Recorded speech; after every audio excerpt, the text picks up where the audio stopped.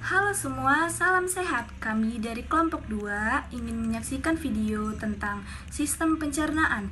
Dalam video kali ini, kami akan menyaksikan bagaimana sistem pencernaan dari awal hingga akhir dan apa-apa saja penyakit yang menyerang sistem pencernaan tersebut. Selamat menyaksikan. Sistem pencernaan yang pertama yaitu melalui mulut. Makanan yang masuk ke dalam tubuh dikunyah oleh gigi, lalu diaduk-aduk menggunakan lidah. Dan gerakan tersebut disebut gerakan peristaltik. Dan gerakan peristaltik itu juga yang mempermudah makanan masuk ke dalam kerongkongan. Dan di dalam mulut terdapat enzim amilase yang berguna untuk memecah amilum dan glikogen menjadi gula yang lebih sederhana atau disebut juga disakarida atau maltosa. Selanjutnya adalah kerongkongan atau esofagus. Kerongkongan atau esofagus adalah tabung berotot yang memiliki fungsi membawa makanan dari mulut ke lambung. Esofagus ini mendorong makanan dengan sebuah gerakan hasil kombinasi kontraksi otot yang disebut dengan gerakan peristaltik.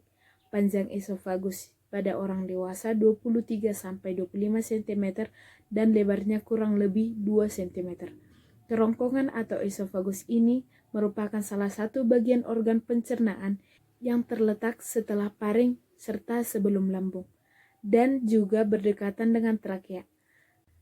Struktur esofagus atau kerongkongan. Struktur esofagus atau kerongkongan memiliki kesamaan dengan organ pencernaan lainnya.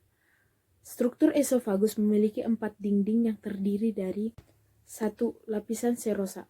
Lapisan ini terdiri dari pembuluh darah dan limfe saraf. Yang kedua, lapisan otot. Lapisan otot pada esofagus terdiri dari 2, yaitu serabut otot, diantaranya serabut otot longitudinal atau memanjang, serta otot sirkuler, yaitu melingkar. Jadi, susunan otot tersebutlah yang membuat sebuah gerakan, yaitu gerakan peristaltik, yang menyebabkan makanan tersebut dapat bergerak menuju ke lambung. Lapisan yang ketiga adalah lapisan submukosa, yang terdiri dari jaringan ikat longgar yang berisi pembuluh darah, limfe, saraf, serta kelenjar lendir. Dan yang terakhir adalah lapisan mukosa. Lapisan mukosa disusun oleh epitel yang berlapis gepeng, berlipat serta jaringan ikat tipis. Lapisan mukosa mempunyai sel Goldschmidt yang menghasilkan lendir. Kerongkongan atau esofagus terdiri dari 3 bagian. Yang bagian pertama yaitu bagian superior, terdiri dari 1/3 atas esofagus. Yang kedua, bagian tengah, 2/3 tengah esofagus. Yang ketiga, inferior, 3/3 bawah esofagus.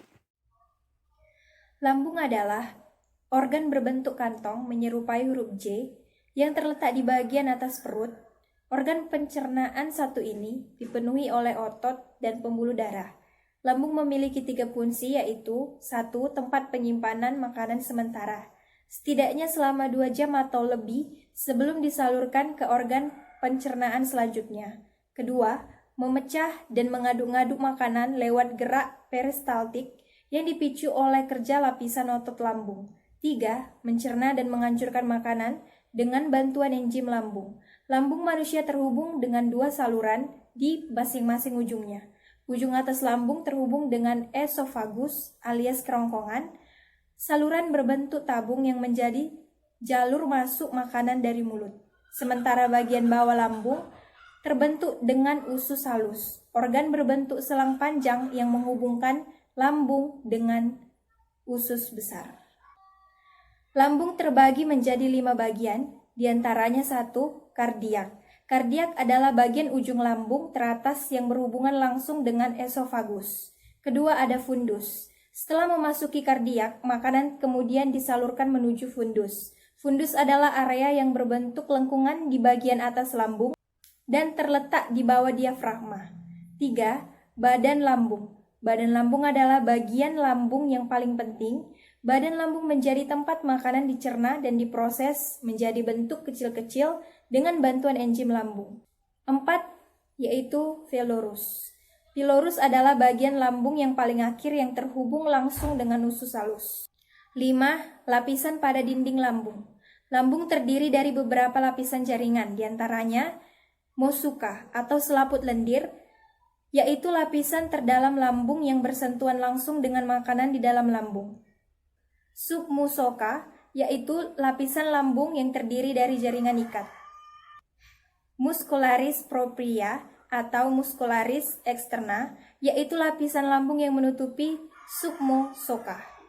Serosa, yaitu lapisan terluar lambung yang berfungsi untuk melindungi lambung dari gesekan dengan organ lainnya. Usus halus terdiri dari duodenum, jejunum, dan ileum. Bagian awal dari usus halus dimulai pada saat keluar dari lambung dan kurva di sekitar pankreas bagian kiri atas rongga tempat ia bergabung dengan jejunum. Jejunum adalah bagian atas rongga usus halus, sedangkan ileum adalah bagian bawah usus halus. Pencernaan di usus halus terbagi atas beberapa pencernaan. 1. Pencernaan protein seperti tripsin. 2. Pencernaan lemak seperti lipase. Yang ketiga, pencernaan karbohidrat berfungsi untuk memecah gula. Zat yang diserap oleh usus halus seperti air, elektrolit, vitamin, dan mineral. Pencernaan melibatkan dua bagian yang berbeda, yaitu yang pertama pencernaan mekanis berfungsi untuk mengunyah, menggiling, mengaduk, mencampur yang terjadi di dalam bagian mulut dan perut. Yang kedua, pencernaan kimiawi yang mengandung enzim dan asam empudu. Usus besar atau yang biasa disebut kolon ialah organ sistem pencernaan lanjutan dari usus halus yang jika direntangkan panjangnya mencapai 1,5 sampai 2 meter. Usus besar memiliki struktur dinding yang sama dengan usus halus, seperti lapisan serosa, otot, submukosa, dan mukosa.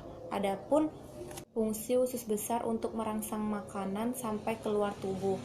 Adapun fungsi lain menyerap air, menyerap vitamin, menyerap zat empedu, memperkuat sistem pencernaan, memperkuat kekebalan tubuh. 6. Anus. Pada bagian ujung besar inilah yang disebut dengan rektum, yang merupakan jalur yang akan dilalui kotoran menuju ke tempat pembuangan terakhirnya. Anus berbentuk saluran sepanjang 2 inci atau 5,08 cm.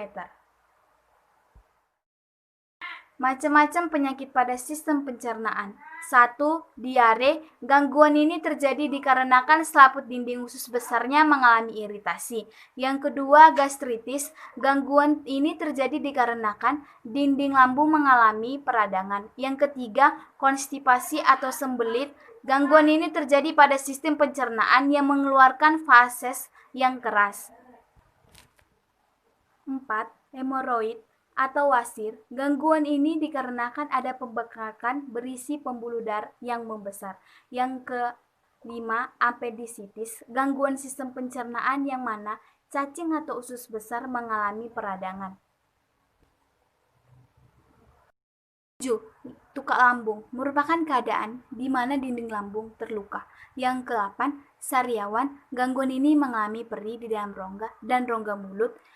Penyebabnya dikarenakan kurangnya vitamin C.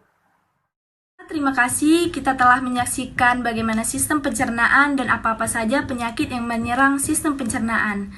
Oke, mungkin video kami segitu aja. Jika ada kesalahan mohon dimaafkan dan sampai jumpa di video selanjutnya.